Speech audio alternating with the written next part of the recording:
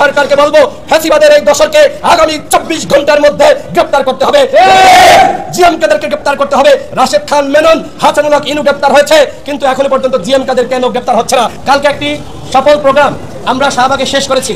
এরপর আমরা লক্ষ্য করলাম যে আমরা কার্যালয়ে অনেকে ফিরে গিয়েছি, কে বা কারা জাতীয় পার্টির কার্যালয়ের সামনে গিয়েছে। এর প্রেক্ষিতে জাতীয় পার্টির মহাসচিব আওয়ামী দর্শক তিনি বলছেন যে এই ঘটনার সাথে নাকি গণ অধিকার পরিষদ জড়িত। জাতীয় পার্টির কার্যালয়ে যে স্যাবোটাজ হয়েছে এই ঘটনার সাথে গণ অধিকার পরিষদ জড়িত নয়। এমনকি শাহবাগে আমরা যারা একসাথে সংহতি সমাবেশ করেছি তাদের কেউ এই ঘটনার সাথে তাদের ন্যূনতম সম্পৃক্ততা নাই। সুতরাং শামীম হায়দার পাটোয়ারি ফ্যাসিবাদের দোসর, সে গণ অধিকার পরিষদের কার্যক্রম নিষিদ্ধ দাবি করেছে। ওর অত বড় স্পর্ধা কিভাবে হয়? পুলিশের সামনে জাতীয় পার্টির কতিপয় নেতারা সেখানে মিছিল করছে, পুলিশ দাঁড়িয়ে দাঁড়িয়ে ললিপপ খাচ্ছে, এইটা পুলিশের ভূমিকা হতে পারে না।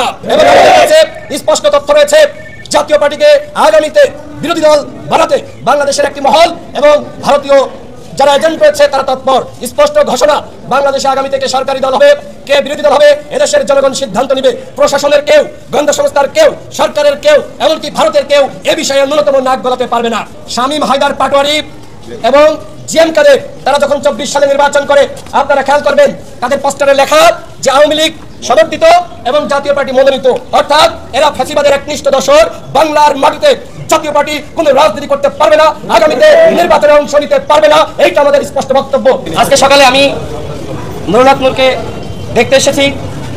আমি যখন আসি সকাল 11টার দিকে তিনি ঘুমিয়েছিলেন।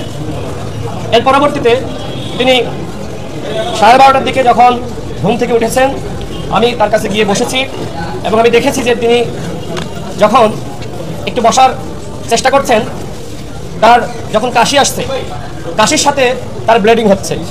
এর আগে আমরা আপনাদেরকে জানিয়েছিলাম যে তার নাক দিয়ে ব্লিডিং হচ্ছে।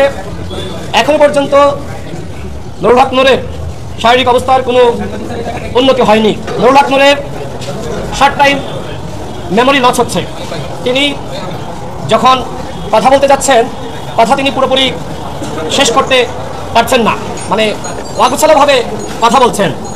এই জায়গা থেকে আমাদের কাছে মনে হচ্ছে যে তিনি আসলে শর্ট টাইম মেমোরি তিনি লস করছেন। তিনি নিজের পায়ের উপরে ভর দিয়ে দাঁড়াতে পারছেন না, অর্থাৎ তার নিজের দেহের উপরে নিজের ব্যালেন্স নাই। সরকারের পক্ষ থেকে বলা হয়েছিল নুরুল হক নূরকে উন্নত চিকিৎসার জন্য দেশের বাইরে পাঠানো হবে, কিন্তু আমার কাছে মনে হচ্ছে যে বিষয়টি নিয়ে গড়িমসি করা হচ্ছে এবং বিভিন্ন মহল নুরুল হক নূরকে উন্নত চিকিৎসার জন্য যাতে দেশের বাইরে সরকারের পক্ষ থেকে না নেওয়া হয় এই জন্য একটি মহল সক্রিয়ভাবে কাজ করছে। তারা চায় না নুরুল হক নূর সুস্থ স্বাভাবিক জীবনে ফিরে আসুক। নুরুল হক নূরের অবস্থা এখনো পর্যন্ত আশঙ্কামুক্ত নয়। নুরুল হক নূর তিনি এই প্রজন্মের অন্যতম একজন জনপ্রিয় নেতা। জুলাই গণঅভ্যুত্থানে তার ভূমিকা আপনারা সকলে জানেন। নুরুল হক নূরকে দিয়ে শুরু হয়েছে, এরপরে অন্যান্য যারা আগ্রাসন বিরোধী নেতা, যারা জুলাই গণঅভ্যুত্থানের নেতা, একে একে তাদেরকে এইভাবে মেরে আইসিইউতে পাঠানো।